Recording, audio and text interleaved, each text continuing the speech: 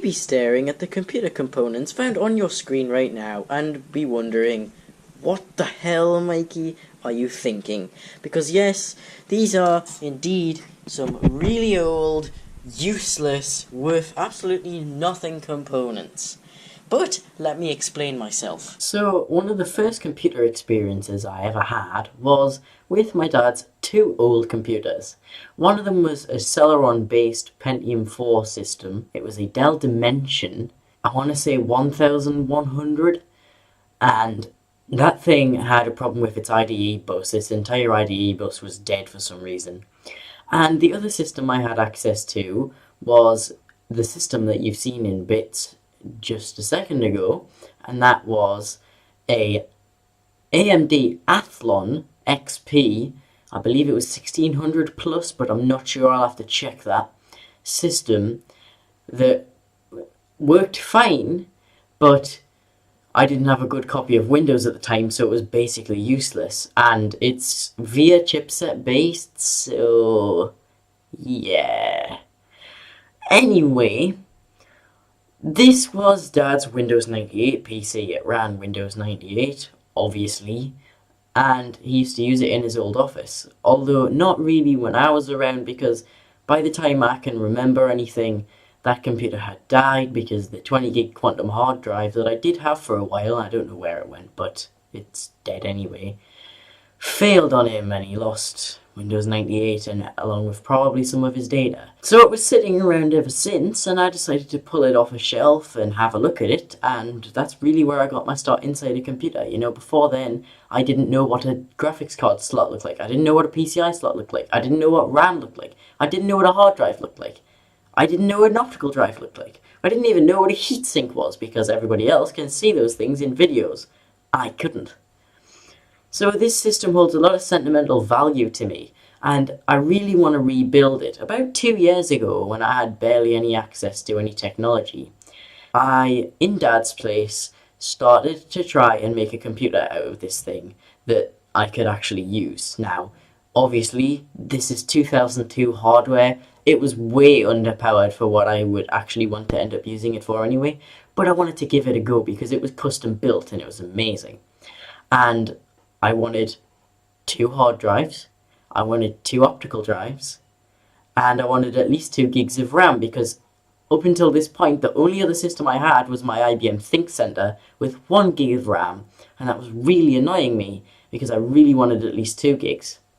And I almost achieved that, but things happened, the project got put on hold, we moved house at least 3 times since then, so it basically got torn down, dismantled, remade, dismantled again. We were running Linux on it for a while when I had no other computer at all, and now it's back to its original components, and I'm going to put it back together again.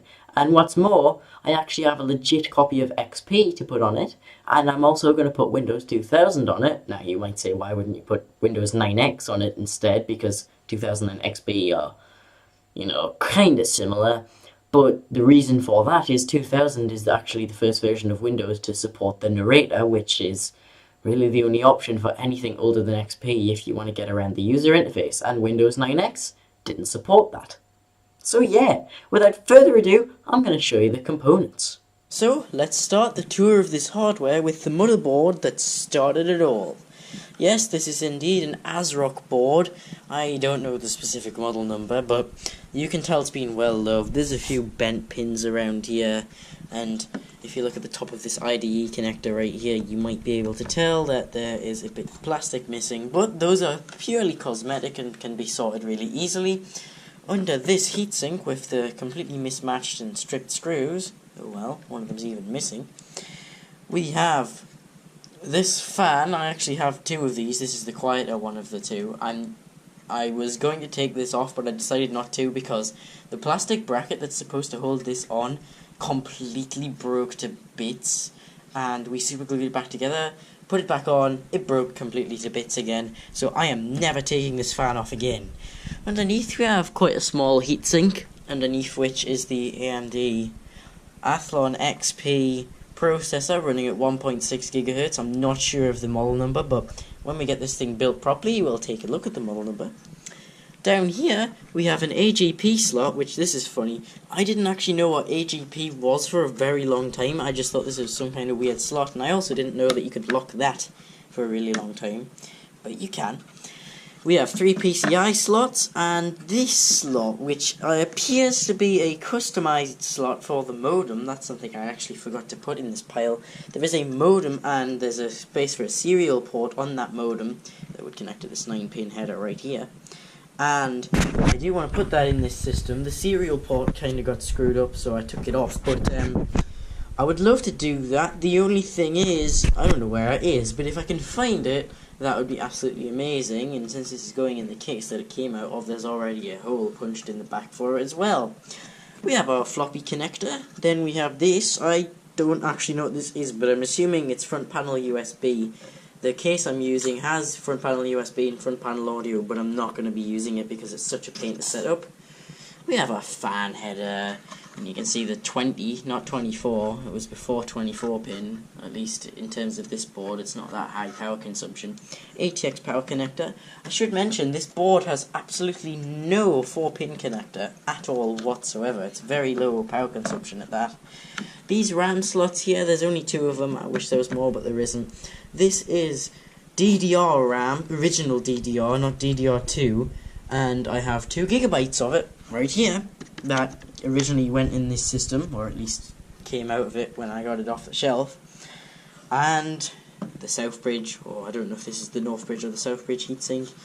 And we have the CMOS battery holder, which obviously has no CMOS battery in it. However, I do actually have one of those, so we'll move along.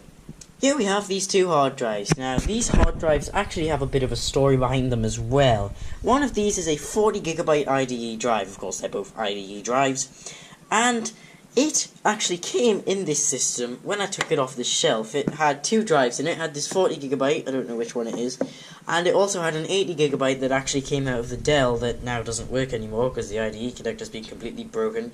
I could probably fix it, but I don't think it's really worth it unless Dad desperately needs some of his data off of it. Anyway, the other one of these is a 60GB drive. Now, when we lived at a completely different house, Dad's neighbour came out and was going to throw away this eMachines PC that had literally mice living in it. It was absolutely awful.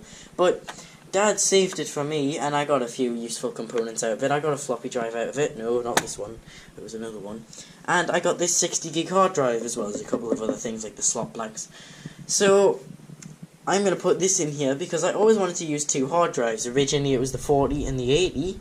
But now I don't have the 80, so I'm going to use this 60, and that's still good enough. I originally thought that 120GB was absolutely massive, because I didn't have anything else really. My IBM ThinkCentre only had an 80GB drive in it. Well, it was SATA, but oh well. Here we have this floppy drive. This floppy drive actually has a bit of a problem because the faceplate isn't actually held on by anything now. It must have been snapped off somehow anyway. I'm going to get that glued back on, but for right now you can just pull it off, and I'm not going to do it because I won't be able to get it back on one-handed. We have this RAM, 2GB of DDR, nothing special. Then we have these optical drives. Now these are different. Originally I had a DVD-ROM, which was black, that came with the Dell, and I had a CD writer, which was beige and actually came with this computer. There was 2 of them, but I took out the slower one and put the DVD-ROM in its place because I wanted DVD capabilities. Both of those drives ended up getting killed by a faulty power supply, although the motherboard didn't amazingly. So, needless to say, I don't have them anymore. I swapped them with these 2. This is a fairly generic one you can get on the internet for like £4, and this one actually came out of somebody else's computer that they gave to me for free. I believe it's a DVD burner, that's why I'm putting it in here. This is also a DVD burner, however these are kind of unreliable when it comes to DVDs and reading discs in general, but I've always wanted 2 in my computer, especially this one, my childhood computer. So we're going to put them in there. Moving along, we have a copy of Windows XP, nothing to write home about there. This power supply is definitely not the original. The original was the Dell one because, like I said, the one that actually came in this computer blew up basically. It didn't actually blow up, it went silently, but anyway. This is a gaming power supply of all things from quite a number of years ago. I mean, most of it is Molex. There's only one SATA adapter I've ever seen in my life, and in fact that's in Ollie's computer right now, but I don't need it because nothing in here is actually SATA. These are modular power supplies. I don't know about the brand, I don't know about the rating, but needless to say, this thing will certainly be able to power all these components because they really don't take that much power. I think the hard drives are probably going to consume the most power, but I'm not educated enough to know that. Now, getting into the extras. This is an NVIDIA Riva TNT2 graphics card, which is worth about nothing. However, this came out of another PC, my Compaq PC, and I do want to buy another one of these, or possibly a better one of these for this system, but for right now I really wanted an AGP graphics card because that's something I also always wanted back before I even got that Compaq PC to go in this computer, so it's going in. I also have this Netgear Wi-Fi card, I think it's Wireless G, and this also came out of the Compaq computer. I'm putting it in here really because, first of all, it would be really cool to have a wireless card, but second of all, I kind of need it in this place because I have no hardwired Ethernet connections in any of my houses, so it's kind of necessary. And that's basically it for the components, aside from the case. You'll get to see the case later when we build the thing. So, that's going to do it for this video. You can look forward to part 2 of this series. And I hope you enjoyed this video. If you did, a like is most appreciated. Helps out a lot. Lets me know you care. You can always dislike this video. I don't understand why you would, because it's literally just me talking. But maybe I've been talking too much. Anyway, please subscribe. That would be amazing. And I'll see you next time. Peace.